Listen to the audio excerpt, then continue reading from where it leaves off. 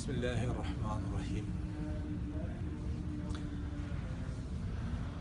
Allah'ın kalağымен biыл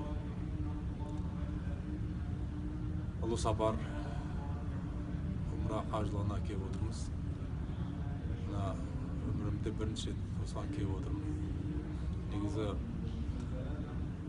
Умра сапарына, жалпы қажылыққа кез келген адам келгісі келгенмен Аллах Тағала шақырған адам келеді. Осы Аллахың қалауымен Мекке қаласына келіп, қасиетті Қағбаны бірінші рет көрген кезде жүректің бір ерекше бір сондай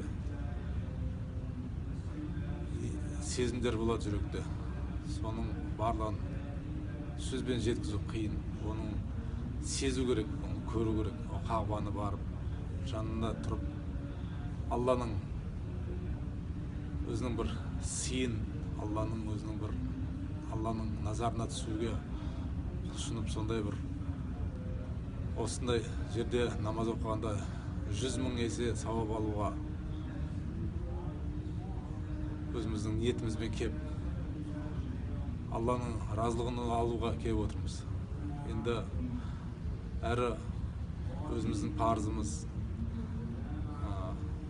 екіншіден мына дүниеден өтіп кеткен ата-анамның өте алмай қалған умраларын өтеп кетуге, өмірде Алла нәсіп етсе осы үлкен қажылыққа келуге Алла нәсіп етсін деп дұға етіп, одан кейін мына жол сапарға шығып баратқан кезде туған туысқандар, ағайын, бауырлар, жолдас жораның барлығы аманат етіп берген, жазып бергендер бар. Солардың жағы дұға тілектерін осы жерге келіп Аллаға жағы оқып, сол кісілерге солардың аманатын орындап дұға жасап отырмыз. Ол кісілердің де дұға тілектер қабыл болсын. Енді мына әуелде Алланың осындай бізге деген